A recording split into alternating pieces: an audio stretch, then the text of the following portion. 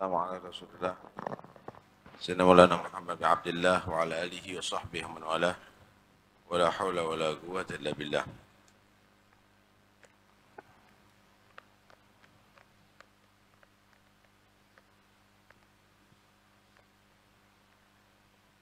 ومن كلامه صلى الله عليه وسلم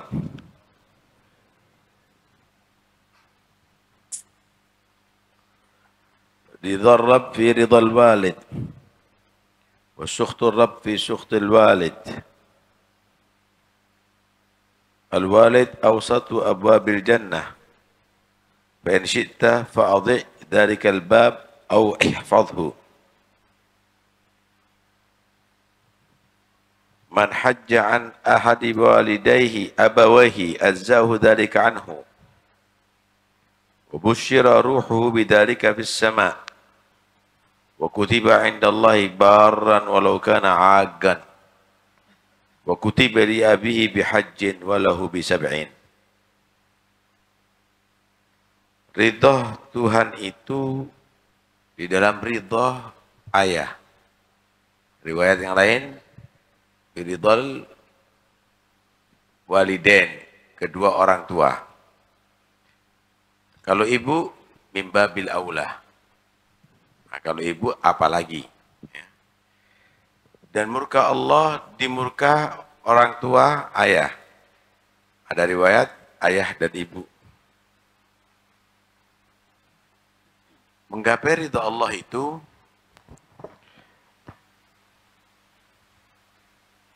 dengan kasab atau Allah meridhai dengan wahab.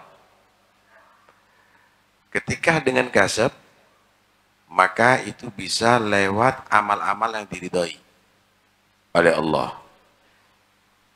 Atau dari orang-orang yang diridhai oleh Allah.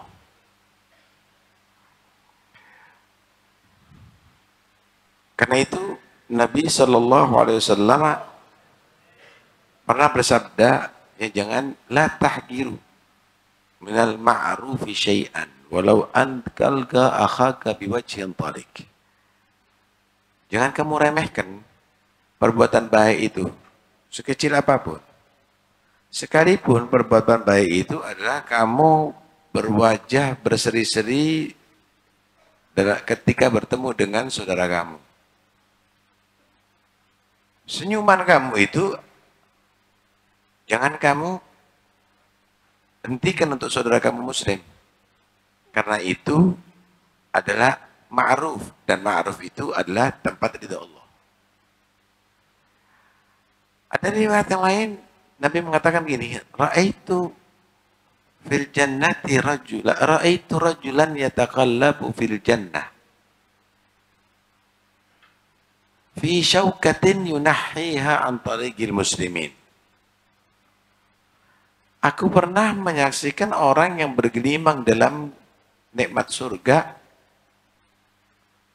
dari sebab satu duri. Dia melihat bisa membahayakan muslimin yang berjalan, diambil. Ternyata di situ ada ridha Allah. Masuk surga.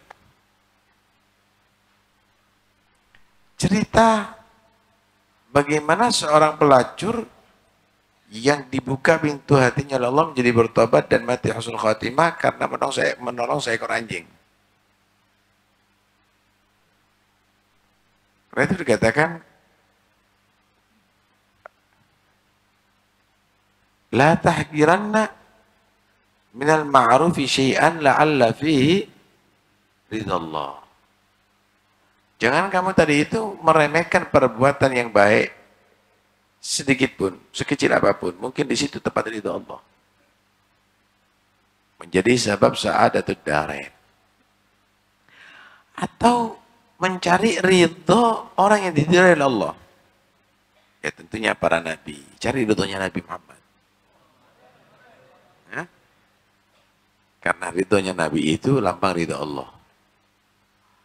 Cari ridhonya kedua orang tua. Ridha Allah fi ridhal. Cari ridhonya orang-orang yang soleh. Para aulia Allah. Hah? Karena Allah menaruh ridhonya di ridho mereka.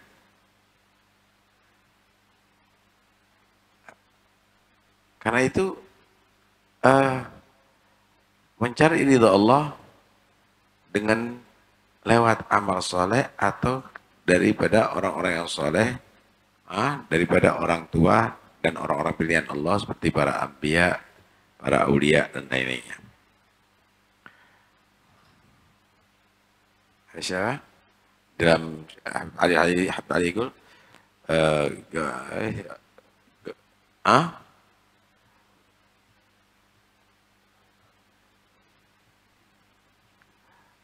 kemudian yarda rabbuna min dhahum. Yarda rabbuna min ridhahum. Subhanallah. Itu sama dengan yang dikatakan wala yazal abdu yatagarrabu bin nawafili hatta uhibbah fa idza ahabbtu kuntu sam'ahu alladhi yasma'u bihi wa basaruhu alladhi yubsiru bihi wa rijluhu allati yamshi 'alayha wa yaduhu allati yabtashu biha. Aku Allah akan, kalau aku cinta kepada hambaku, maka aku Allah akan menjadi pandangannya, akan menjadi pendengarannya, akan menjadi tangan memegangnya, akan menjadi kaki yang melangkah. Artinya apa? Allah menjadikan apa yang dilihat dan ia ridha, Allah akan meridhai yang dilihat. Ia marah, Allah akan murka kepada yang dilihat. Allah mendengarkan dan Allah ridha dengan apa yang dia dengarkan, Allah ridha dengan yang dia dengarkan. Allah dia murka, Allah pun akan murka dengan yang ia dengarkan dan seterusnya.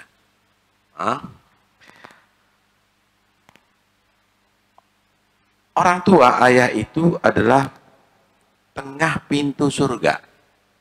Tengah pintu surga.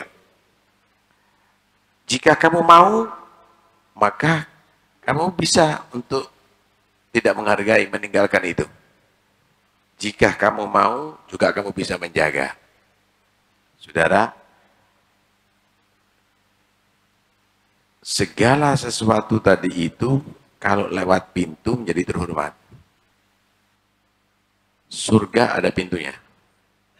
Melewati surga dari tengah itu menjadi adalah yang terhormat. Nggak mungkin orang terhormat dilewatkan pinggir atau lewat belakang atau yang lainnya. Dari pintu tengah. Itu pintu kehormatan. Orang tua pintu tengah surga. Pintu tengah surga. Artinya tidak mungkin masuk surga kalau tidak lewat ridho kedua orang tua. Karena itu jangan disia-siakan.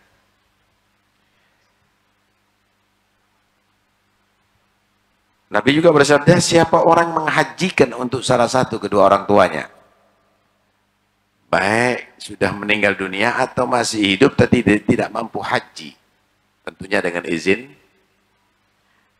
maka itu akan menjadikan cukup sah, menjadi sah dan cukup baginya. Malah ruh orang tuanya yang meninggal dunia akan mendapatkan kabar gembira.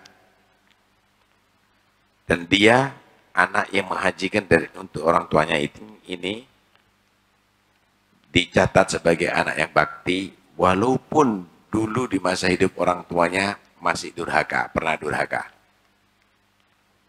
Walaupun di masa orang tuanya pernah durhaka, tapi dia nyesel, dia menghajikan orang tuanya.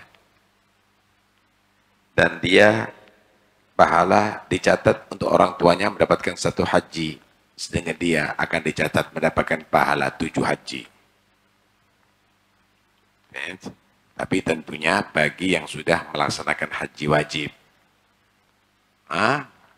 Sudah melaksanakan haji, Pak. Ya, karena itu kalau punya rezeki lebih setelah kamu melaksanakan haji, hajikan orang tua kamu.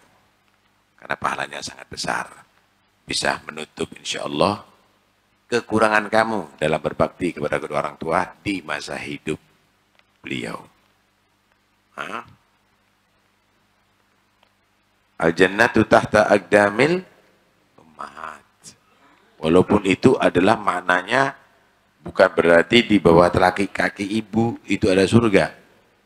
Surga itu di bawah telapak kaki ibu, artinya Kalau kamu tadi itu bisa meraih orangnya, maka surga ada di seperti sandal, akan mau tidak mau ikut dengan orangnya. Kalau kamu bisa meraih ridho ibu, maka mau nggak mau surga kamu akan dapat. Hah? Jangan kamu cari sendal, tapi orangnya nggak dapat. Hah? Maka nggak mungkin kamu akan mendapatkan sendalnya. Orangnya aja nggak mau sama kamu. Ibu nggak mau, berarti surga pun nggak akan dapat kamu tadi itu. Tapi sebagian lagi, seperti Habib Abdullah bin Umar Asyatiri, itu wasiat itu. Kalau aku mati, kuburanku ditaruh di bawah telapak kaki ibuku. Di belakang, di bawahnya. Kenapa? Aku berharap surga di bawah telapak kaki ibuku.